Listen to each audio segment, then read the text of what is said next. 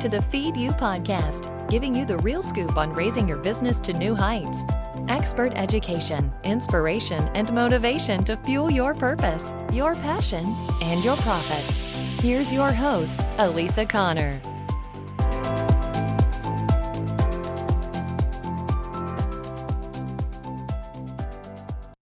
Hello, and welcome to the Feed You podcast. I'm Elisa Connor. I'm your host, and I appreciate you tuning in, whether this is your first time here or you're here every week. I really appreciate you tuning in and coming to learn, engage, and just pursue new ideas and new thoughts with me. This week we are talking, or I'm training you guys a little bit about calendars and schedulers and how to get them on your website. First, I want to talk a little bit about, why you would want a calendar or scheduler on your website. So many of us work with clients one-on-one still, and in order to free up time in our day, it is very convenient for us to have a way for people to schedule with us in advance for certain allotted time slots. Like, you don't want to have your entire calendar open for people, because then you are on their beck and call of where, when they schedule. So what's really nice about a calendar and a calendar system, and I'm going to give you some recommendations of a couple in scheduling systems and calendar systems, is that you can take control of your time back, but also you can organize your own schedule. I've noticed with my scheduling tool, it helps me organize my time around when I have open availability for appointments, but it also makes it really quick and seamless for somebody to go to my website, book an appointment, and then get on my calendar without me ever having to do anything. And so if you're looking for a way to kind of streamline a component of your business like appointments, and they are appointments that you have that are recurring. So for me, like, I have people that I interview for the podcast as a recurring appointment. I have initial consultations as a recurring appointment. I have, when I'm working with a client in the StoryBrand piece of it, I have specific time slots available for that because they're a little bit longer. And you can also hide those appointments from the general public. So like, I don't want somebody booking a StoryBrand appointment unless they're already a client. So I would create a hidden appointment link for them. So that would be schedulers to actually get people on your calendar. Now, a calendar on your website looks a little bit different. Calendars are typically used by businesses that hold a lot of events, or they're holding classes, or they are getting groups of people together. So for example, if you own a restaurant and you host weekly specials, I know there's a restaurant that's not too far from me. They have weekly specials and weekly events. So say, for example, you have a weekly trivia night and you're wanting to promote people coming in, you could put a calendar on your website, have the date and time, and even a reservation option for people to sign up to be part of trivia night, so that if you have a limited number of spaces, you're able to accommodate those people that come and want to participate that have already RSVP'd. So I have a friend I've talked about previously on the podcast that owns a crafts shop, and they offer different classes.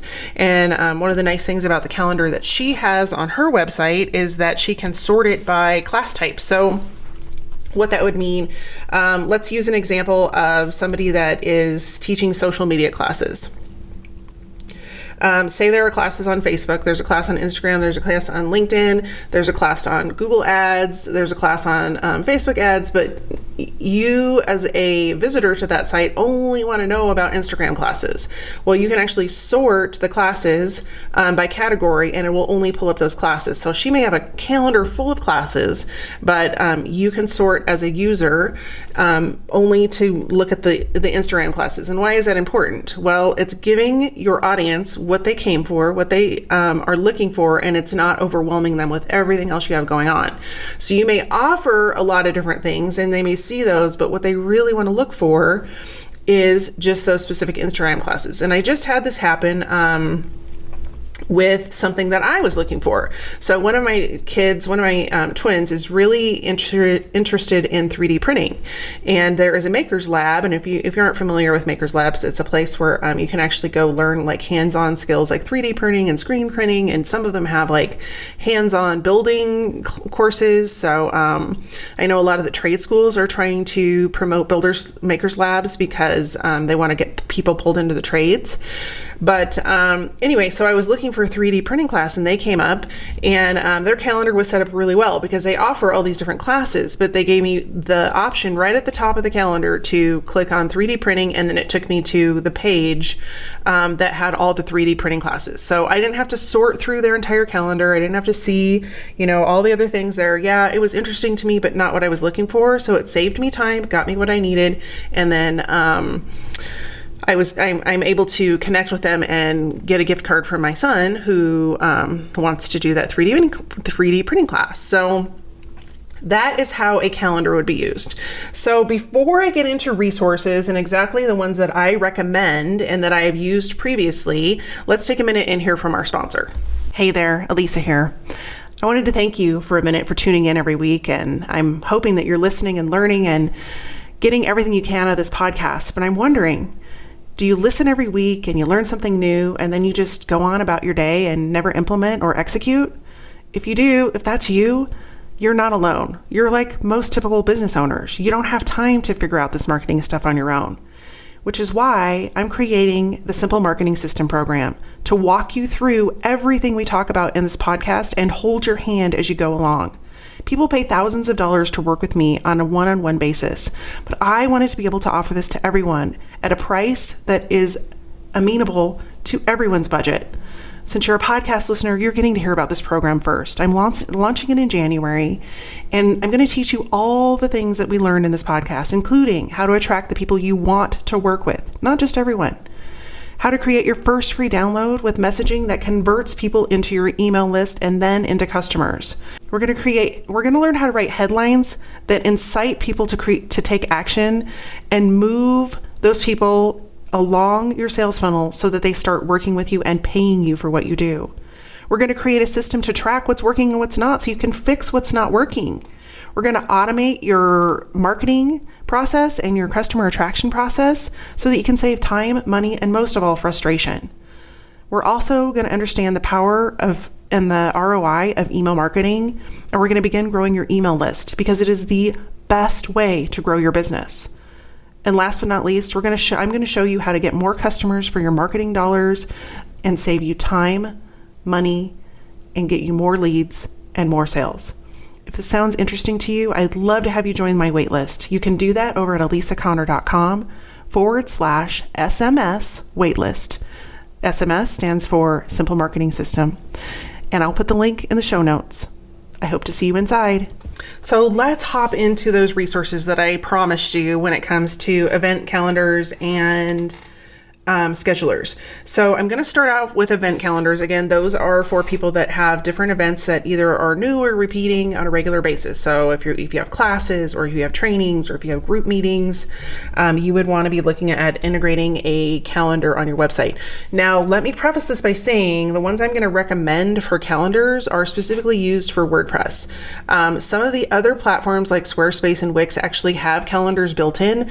I am not privy to how much customization you can do with those schedulers, but my guess is being on the backside of a build currently in Squarespace that it's pretty limited. So if you have anything that you need to promote that is requiring some customization, so for example, if you have a lot of different classes and you need to have them overlap on a calendar and stuff like that, I don't know if that's going to be available to you on those other platforms. But specifically for WordPress, these are the two that I would recommend. The first one that I recommend, and it's the one that I use on all of the websites that I utilize or I build or that I help customers create, and that is the Modern Events Calendar. And what I really like about this calendar, there's a couple things, but the first thing is that a lot of calendar plugins you're going to find have a yearly renewal fee, and this is just a one-time fee. It's $55. You pay it one time, you have access to the plugin. They regularly update it, so it's not like you pay it and then it's gone. And it has everything under the sun in it for you to add to your calendar. So what does that look like? What does that mean? You can integrate with many different applications. So for example, if you needed to collect payment, you could integrate with PayPal, or you could integrate with your Stripe, or I don't know if it integrates with Square, but some sort of payment processor. You can integrate it with Zoom. You can integrate it. There's a ton of integrations. I'm not going to go through them all, but anyway, you can also set up categories. So similar to what I was just saying, where if you had classes, say on wire wrapping, and then you had quilting classes, and you had classes on painting or embroidery, you could separate all of those out into categories. Those would be different categories. And then people can search and easily find what they want and get to the arena that they're trying to get to quickly, so that they're not getting frustrated, overwhelmed, or that they leave and go somewhere else. We want them to get the information as quick as possible. Modern Events Calendar also enables you to accept reservations. So a lot of times people will want to have a free event, but they want people to reserve a spot because maybe they're providing snacks, or they have to reserve a room, and it could be between this room and this room in size, and this room's a little bit more expensive, or whatever that looks like. So reservations are a great key. And then you can also do reservations where they have to purchase a ticket, where you would actually charge them to not only reserve their space, but then they're getting charged. So if you had an event like a wine tasting, for example, and you only had 12 slots, you could set it up so you could only sell 12 tickets, and they are for $150, and it's on this date. And once they reserve their spot, they have to pay for their spot. So what it enables you to do all of that, and more importantly, it enables you to do all of that very easily. Sometimes you can get a little overwhelmed when you are trying to set up all these different components and you don't even think through all the components that you might need. Even though I think it's interesting, I do this all the time, where I will walk through somebody else's process and then I go to set it up. I'm like, oh, duh, I need to do that for myself. So if you haven't started to walk through that process for your events and classes and things, this is a great way for you to kind of determine, oh, these are the features I need. So hopefully that's setting off some light bulbs in your head about the things that you're trying to accomplish. And then there's also the ability to set up recurring events. So like I was mentioning earlier in the intro, if you have a trivia night that happens every, second and fourth Thursday, you can set it up once, set no end date, and it'll constantly recur. And it will set it up so that if you are requiring reservations, that it does it for a specific date. And then you don't have to manage it. It just frees up your time to have it done. And then you could do it quarterly, you could do it monthly, you could do it however often you're going to change your events. Or have those events, or you can do it, one-off. If you have a custom event, so maybe you're holding a gala as a fundraiser for a local charity, you would set that up once and it would be a custom event. And you can customize it to have all or none of the features that you would want in there. So that is Modern Events Calendar. I will link to it in the show notes. You can find that at elisaconnor.com/70. And then the other one, I actually have two others that I recommend. The other one that I have played with that is very similar to Modern Events Calendar is Sugar Events. And there's a couple of benefits to this one. Not enough for me to switch from Modern Events. I really like Modern Events Calendar, but one of the it has a lot of similar features, but one of the things that they pride themselves on is that it won't slow your site down. I haven't really seen much slowdown from Modern Events Calendar, so I don't know that that's a true benefit. But the other big difference between this and Modern Events Calendar is that they do have a pricing structure that is set up to renew yearly, and that's anywhere between $29 and $89. Now, the $89 a year is going to get you all of their features, and the $29 a year is going to get you a minimum. So when I compare that to Modern Events, and you get everything for the same one-time fee, I think for newer entrepreneurs and newer business owners, Modern Events Calendar is a better option for you. Again, both of those work with WordPress. So if you don't have a WordPress site, then you'll want to look at some of the features that I talked about and see if they're available on your platform. And if not, then you probably need to look at, how you want to move forward with events. The third option that I would recommend is called Events Schedule. And I have not used this one, but I researched it. I thought it was, a pretty good option. But it's great for classes and events as well. But I, again, would go back to my number one recommendation, which is Modern Events Calendar. So some questions to ask before you jump into a calendar for your website. Number one, do you know what features you need? Number two, is it going to integrate with your calendar? And that's one thing I didn't bring up in the features, but that's really important. Like if you have an iCalendar and a Google Calendar, or you're trying to get your staff and everybody on one calendar, make sure that whatever you choose is going to be able to integrate with all of the different calendars, and specifically your calendar that you have set up for your business. Modern Events Calendar does do that. So that's really helpful. Does it have the functionality you need? Like, do you need to take payments and reservations? And if you do, does it have that functionality? If it doesn't, then you need to choose a different one. Is it responsive so that people can look at appointments in your calendar and make an appointment and a reservation on their mobile device? Because if most traffic is coming from a mobile device, and there's nothing more frustrating than trying to look at somebody's calendar and have it where you have to pinch and zoom. It is so frustrating for the user, and that's another key feature of Modern Events Calendar, is that it is automatically responsive. So great feature there. And last but not least, take a look at how a calendar integration could affect your site as a whole. Is it going to slow things down? Is it going to benefit? Is it going to confuse? Or is it actually going to provide a resource to your clients and potential clients that they will think is awesome and then want to come back again? So that, in a nutshell, is your calendar debrief. And I will link to all of those resources in the show notes. So again, alisaconnor.com/70, because this is episode 70. And let's hop into schedulers. So let's talk a little bit first about why you would need a scheduler. And I touched on this a little bit in the intro, but the biggest one is that it's going to free up some time. The other one that I didn't mention is that this also enables your virtual assistant, or whoever you have in your office that could be your assistant or your project integrator, or whoever you may be outsourcing your calendar delegation to. They can have access to this. And so if somebody were to contact them to schedule an appointment with you, they can actually pop into your calendar link and schedule that appointment in your already set up calendar situation. And there's some benefits to this. So what's really nice, let me just walk you through what it looks like to come to my website and schedule a calendar. So I have the link in multiple places where you can schedule your first 30-minute consultation. So what happens is you go in and you go into the link and you can choose a date and time that's available. It lets you convert to your time zone, because I have people that set up appointments with me from all over the country and all over the world.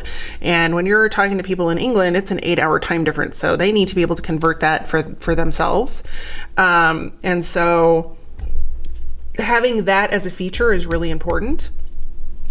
But then they are able to fill out their name, their phone number, email, all that sort of stuff. But then I have set up a survey in there that they have to fill out prior to submitting their request that asks them some basic questions.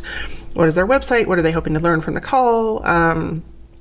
Just basic things that are going to help me do a little bit of research before they show up.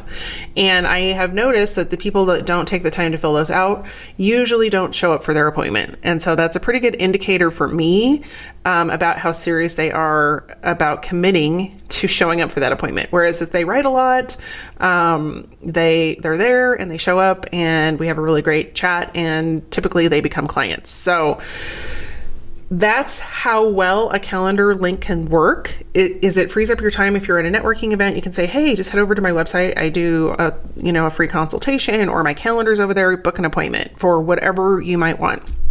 A lot of times, I will meet up with people at events or trainings, and I will want to interview them for the podcast. And so I send them over to the podcast link and I say, hey, go schedule your podcast time and I will get you on the show. We'll get the ball rolling.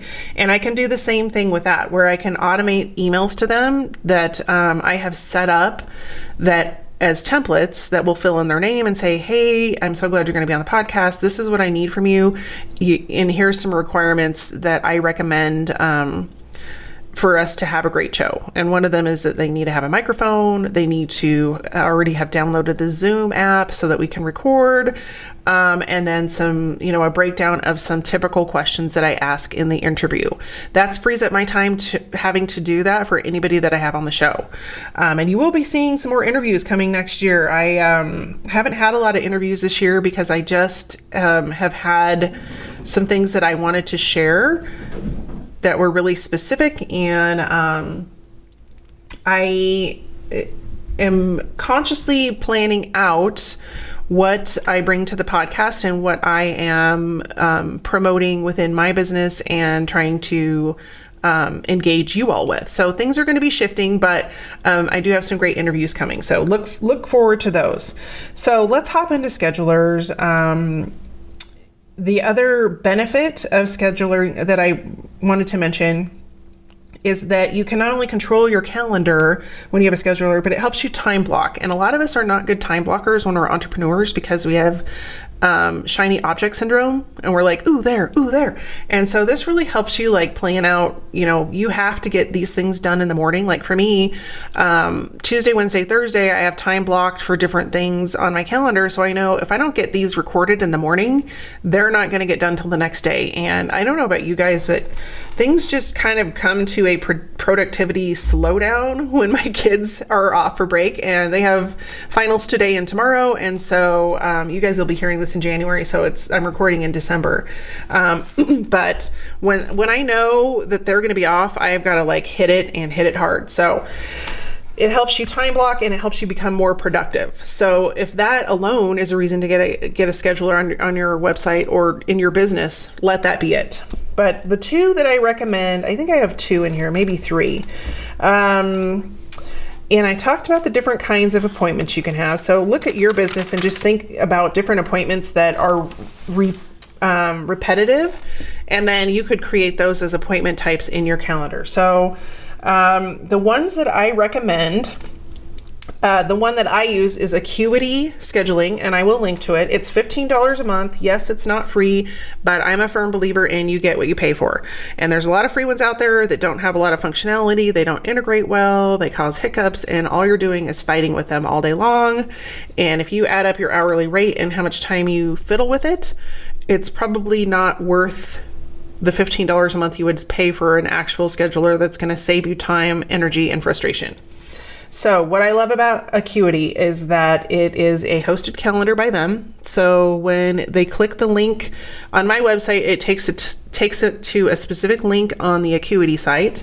So it's not dragging down my website speed-wise. And if there's ever anything that's a hiccup, it's on them to fix it, not me.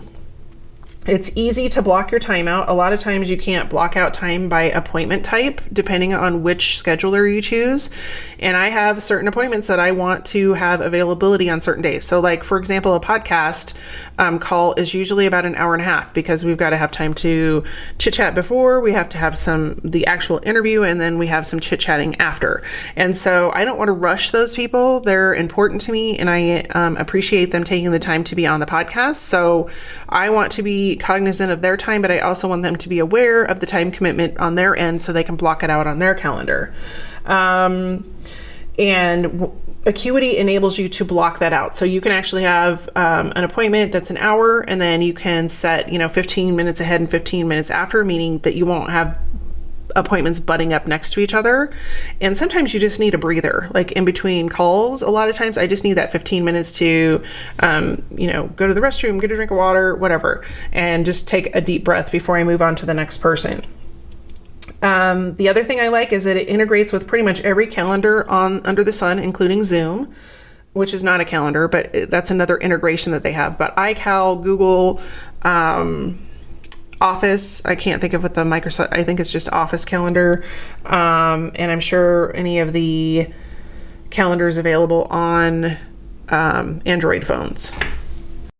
It integrates with Zoom, and that's really helpful for me because then when they sign up for an appointment, I do all of my calls on Zoom, because when I'm doing those initial consultations, it enables me to record what we talk about, and that's just an added benefit for them. And for any of my other appointments, it's an added benefit for them to go back and listen to those. The recordings are easy, and it sends them a Zoom link. It sends them, the instructions on how to download Zoom. So I don't have to do any of that legwork. It's just automatically taken care of and goes into the invite after they make their appointment. So they get a reminder, or they get a confirmation that says, hey, this is going to be held on Zoom. This is the location. You click here, blah, blah, blah.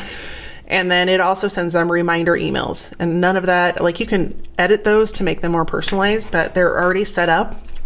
So if you just want to get up and get going, you can do that, and you can do it very quickly.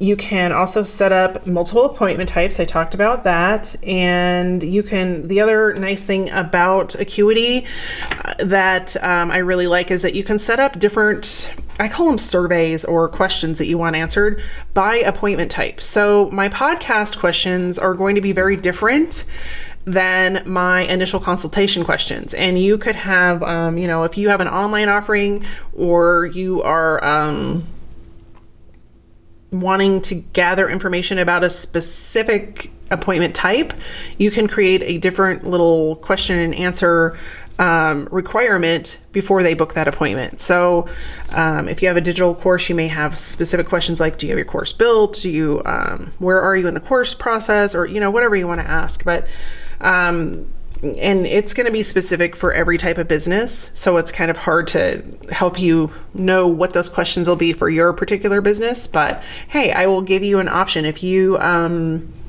have specific, like, you're struggling with what questions to ask, why don't you pop over to the Facebook page and let me know. Just send me a direct message, or send me post on something over there and let me know. And you can find that at facebook.com/Elisa M. Connor, and I will see you over there.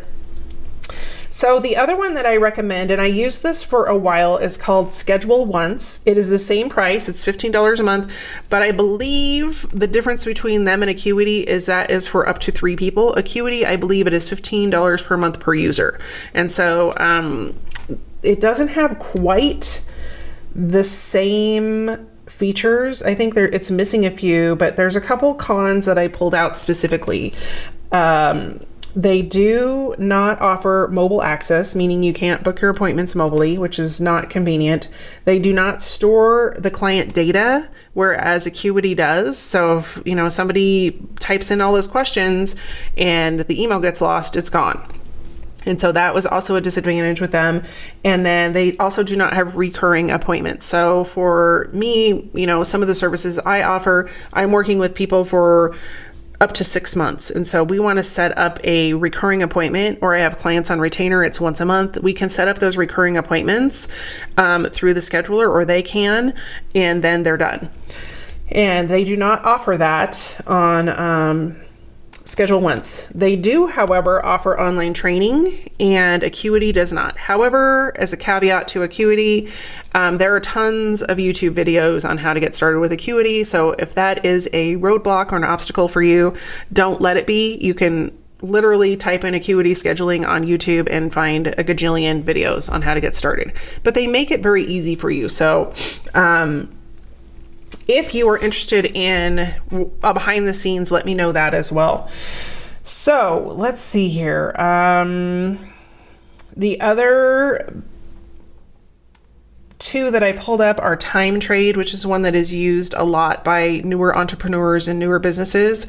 It's about $6.50 a month. I'm not impressed with them. They don't have a lot of integrations, and they definitely don't have a lot of the features, but if you're just wanting to get started and you want something super simple, that might be an option for you. Again, I would choose the paid option over free, just because I think what you want and what you're going to need to not create more work for yourself is going to be handled with the paid option. And then the last one, I'm trying to read my notes. I believe it's called up. Okay, so time trade can go up to, this is my note. I'm looking at my scribbles here.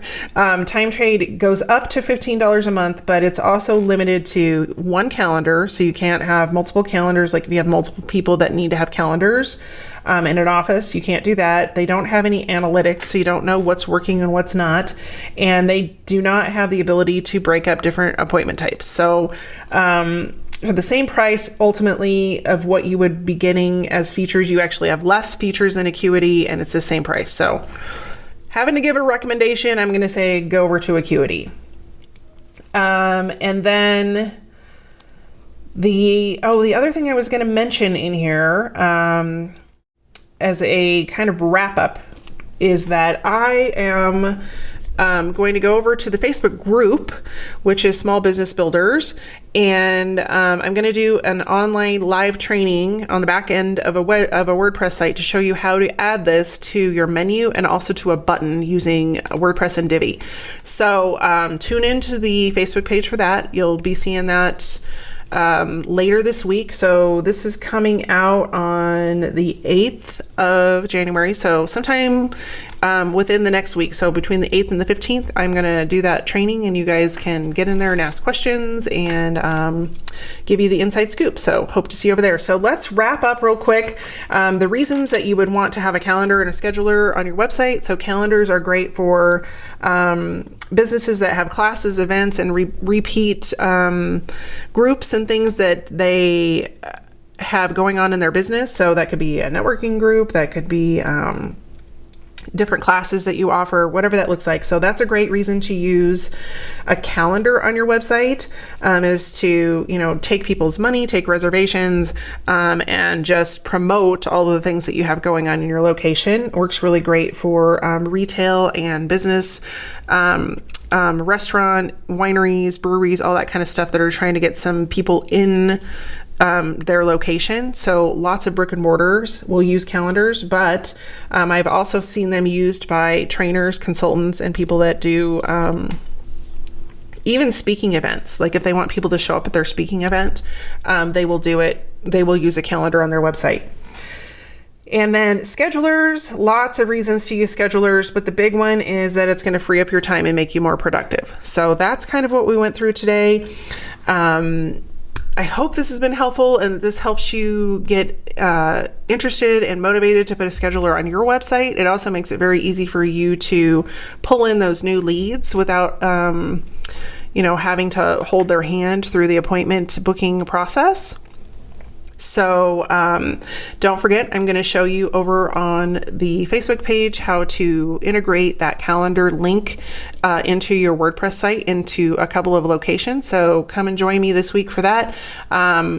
It's probably going to happen on Thursday the 9th. I'm going to put that on my calendar because if I don't put it on my calendar, it's not going to happen. So Thursday the 9th in the Facebook group, let's say 10 a.m. and I will make a note of it and I will see you over there, and you can find that group by linking. The link will be in the show notes. So again, elisaconner.com/70. All the links that I've talked about in today's episode will be there. Until next week, have a great week. I hope you're enjoying your new year, and I hope you're finding ways to be more productive and more profitable. See you soon.